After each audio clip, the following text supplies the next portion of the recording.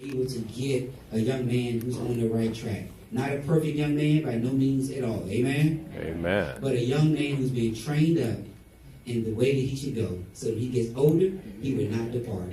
And I believe that we have a charge right here, right now, to offer to the world the child that's been trained up in a godly way. Amen? Amen. And so after this clip right here, please stand to your feet and receive with a warm, thunderous welcome for the very first time, my good friend, good brother, the next African-American president of the United States of America. Facebook, get ready. I'm telling you now, 20 years in advance. But Mr. Ian Brock. Amen? Amen. So turn your attention to the screen, and then after that, it'll be Brother Brock. I'm sure.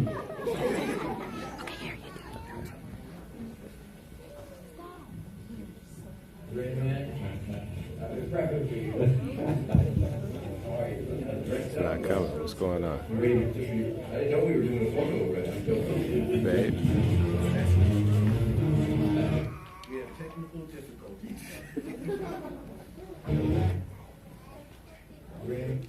Did you guys run it before? Okay. I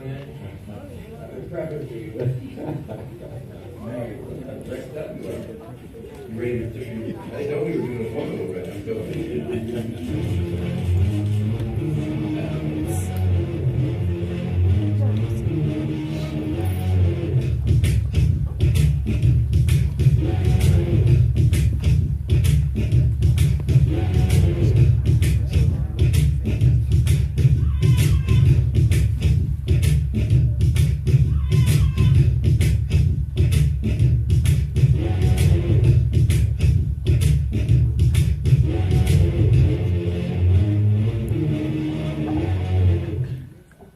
All right.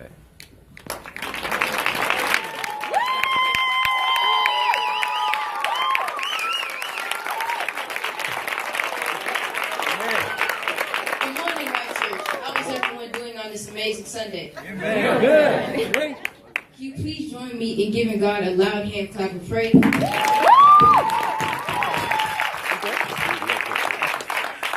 Before I get started, I just want to take a moment to thank Pastor Green for allowing me to be up here to speak to you.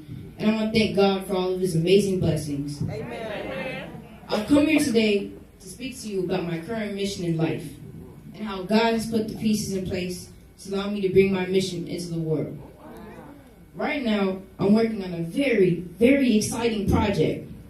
I'm writing a book about success for kids, written by a kid, me. And it's entitled Dream, Hustle, Code. Now, before I get into the book project, allow me to tell you a little bit about myself. I'm 12 years old, and I'm in the 7th grade. I'm in the top 3% of my class. I'm one of the top public elementary schools in the city of Chicago. I run cross country. Well, I set out this year so I could focus on my book project. I'm on my school's basketball team, and I'm also co-captain for our school's Lego robotics team. I'm also learning computer science and coding on my own time. I know that I am a descendant of slaves and immigrants, and that means I owe a huge debt to many who suffered, sacrificed, and even died so that I could be here today. Awesome. Now, I didn't list all those things about myself to brag. I did so to make a point. I know there are kids out there who are not as fortunate as me, yet I believe that technology can bridge the gap between where they are now and where they will be in the future. All right. You see, technology is impacting all of our lives more and more every single day. From our smartphones to Facebook, Twitter, Instagram, and self-driving cars. Our lives are being lived through the technology created by others. All right. And I believe that knowing how to program computers is the quickest way to positively impact the economic destiny of children living in economically challenged communities in America today. Awesome. Did you know that within 5 years, there will be more than 1 million very well-paying jobs in tech and tech-related fields in America, these jobs are in danger of going unfilled simply because America does not have enough people trained to do the work.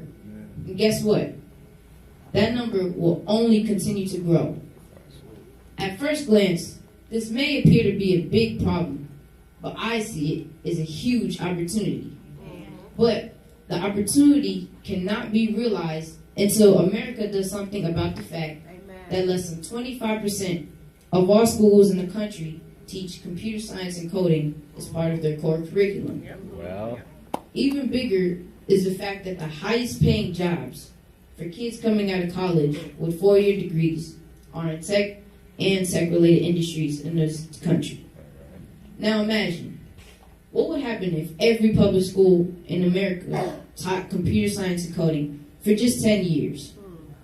In 10 years, America would be on the verge of producing a generation with far less poverty, while creating an opportunity for kids from economically challenged communities to find hope for a future where they can find great jobs that will help them take care of their families, own homes, have health insurance, and in some cases, create new cutting-edge technology, the kind that can change or ease the way that we live our lives each and every day. all right.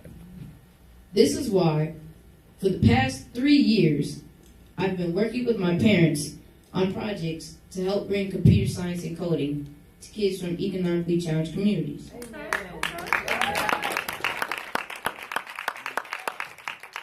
Our main goal is to help bring an end to the cycle of poverty in those communities. This is where the idea for my book was born. While watching several different kids participate in our coding events, we discovered that many of those kids lacked self-confidence to learn to program a computer. The fear that they would fail was there long before they even tried.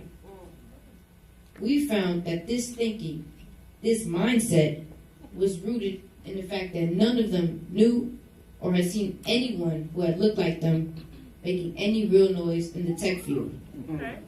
Long story short, giving them access and the opportunity wasn't enough. Something had to be done about changing their thinking and raising their confidence, their belief in themselves. Yes. In my life, I've been blessed with parents who introduced me to God and personal development at a very young age. God provided me with the right tools, placed the right people in my life at exactly the right time.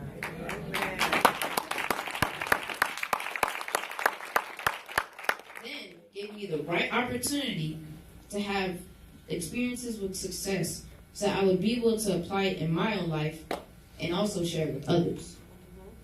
I felt that if I write a book through my voice, through my eyes, about successful people and the struggles that they endured to become successful, then some kid may be moved to read this book. And what if there's a kid out there who, after reading these stories about successful people, is moved and inspired to believe enough in themselves to give computer science and coding a try? Because they saw themselves in the stories that I write about. And if I can alter the life of just one kid and the cycle of poverty in just one family, then it'll all be worth it. Wouldn't you agree? Yeah.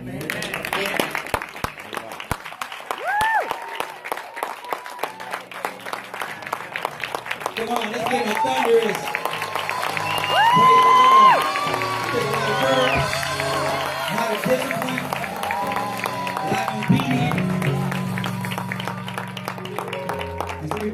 That's your favorite? No, Brother Green has no favorites because all of you are my favorites. That's right.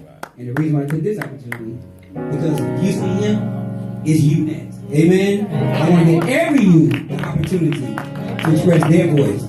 So, let's give another thunderous round of applause. All right, you church, let's go. Let's get our final today.